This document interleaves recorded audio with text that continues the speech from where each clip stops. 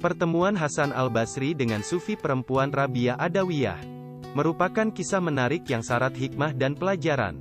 Kisah yang terjadi pada masa tabi'in atau generasi setelah sahabat ini juga mengungkap karomah yang dimiliki Rabi'ah Adawiyah. Seperti dikutip dari kitab Syarah Uqudul-Hijain karya Syekh Muhammad bin Umar An-Nawawi. Dikisahkan ada seorang perempuan yang gemar memamerkan dandanannya di depan kaum lelaki. Kemudian ia mati. Hingga suatu malam, di antara saudaranya ada yang bermimpi melihat dirinya dihadirkan ke hadapan Allah dengan mengenakan busana sangat tipis. Saat itu, angin bertiup menerpa busananya.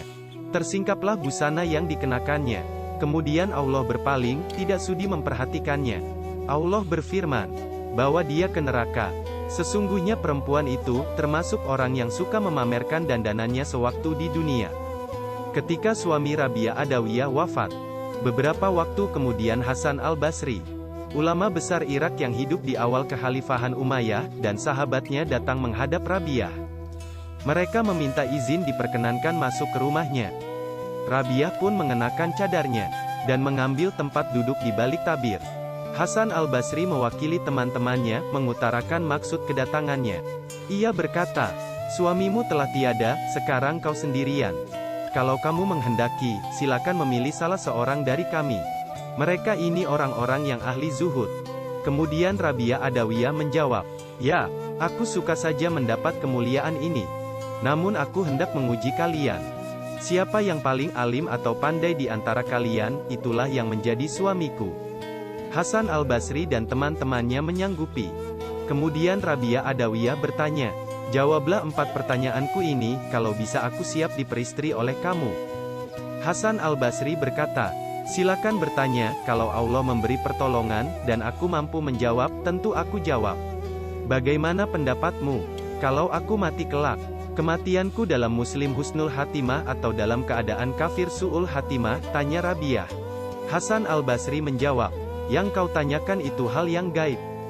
Bagaimana pendapatmu? Kalau nanti aku sudah dimasukkan ke dalam kubur, dan Mungkar Nakir bertanya kepadaku, apakah aku sanggup menjawab atau tidak?" tanya Rabi'ah. "Itu persoalan gaib lagi," jawab Hasan al-Basri.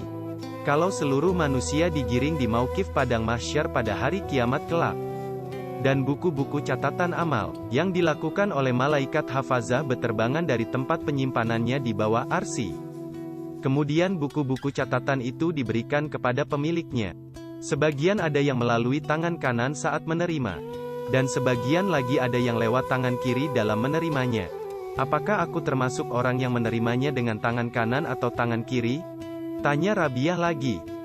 "Lagi-lagi yang kau tanyakan hal yang gaib," jawab Hasan al-Basri. Rabi'ah bertanya lagi, "Manakala pada hari kiamat terdengar pengumuman bahwa sebagian manusia masuk surga, dan sebagian yang lain masuk neraka, apakah aku termasuk ahli surga atau ahli neraka?" "Pertanyaanmu yang ini juga termasuk persoalan yang gaib," jawab Hasan al-Basri. Kemudian Rabi'ah berkata, "Bagaimana dengan orang yang mempunyai perhatian yang kuat terhadap 4 persoalan itu?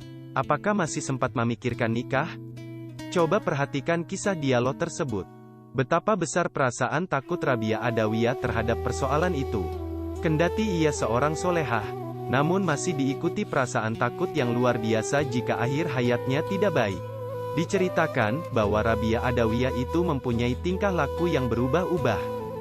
Suatu ketika perasaan cintanya kepada Allah begitu berat, hingga ia tidak sempat lagi berbuat yang lainnya.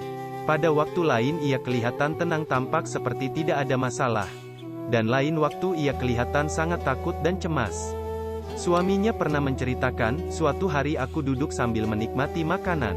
Sementara ia duduk di sampingku dalam keadaan termenung lantaran dihantui peristiwa kiamat." Suaminya berkata, "Biarkan aku sendirian menikmati makanan ini." Ia menjawab, "Aku dan dirimu itu bukanlah termasuk orang yang dibuat susah dalam menyantap makanan, lantaran mengingat akhirat." Lebih lanjut Rabi'ah berkata, "Demi Allah, sesungguhnya bukanlah aku mencintaimu seperti kecintaannya orang yang bersuami istri pada umumnya. Hanyalah kecintaanku padamu sebagaimana kecintaan orang yang bersahabat." Kalau Rabi'ah Adawiyah memasak makanan, ia berkata, "Majikanku, makanlah masakan itu. Karena tidak patut bagi badanku kecuali membaca tasbih saja." Yang dimaksud majikan adalah suami dari Rabi'ah Adawiyah sendiri. Hingga suatu hari, Rabi'ah berkata pada suaminya, "Tinggalkan diriku, silakan kamu menikah lagi." Hal itu dikatakan ketika suaminya masih hidup. Maka suaminya pun menikah lagi dengan 3 perempuan. Saat itu Rabi'ah masih setia melayani keperluan suaminya, termasuk memasakkan makanan. Suatu hari Rabi'ah Adawiyah memasakkan daging untuk suaminya, ia berkata, "Tinggalkanlah diriku dengan membawa kekuatan yang baru menuju istri-istrimu yang lain." Dikisahkan bahwa, Rabi'ah Adawiyah juga mempunyai sahabat-sahabat lain dari bangsa jin, yang sanggup mendatangkan apa saja yang dikehendakinya. Wali perempuan ini, dalam kehidupannya dikenal memiliki berbagai kekeramatan hingga wafatnya. Di antara kekeramatannya adalah, ia sendiri masih terlelap tidur. Ketika pencuri itu hendak keluar dengan menjinjing barang-barang yang telah dikemasi.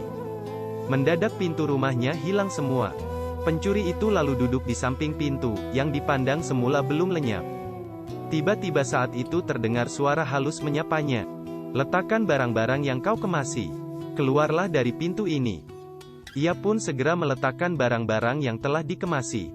Mendadak pintu itu kelihatan lagi. Begitu ia melihat pintu, maka ia segera menyambar lagi barang-barang hasil curian tadi.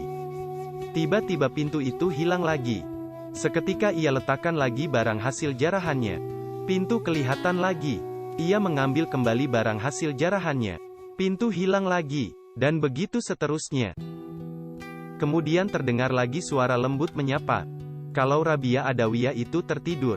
Tetapi Allah tidak tertidur dan tidak pula terserang rasa kantuk. Maka si pencuri itu pun sadar. Barang-barang yang dikemasinya pun ditinggalkannya, lalu keluar melalui pintu tersebut. Demikian kisah Rabi'ah Adawiyah, dan dialog spiritualnya dengan ulama besar tabi'in Hasan al-Basri.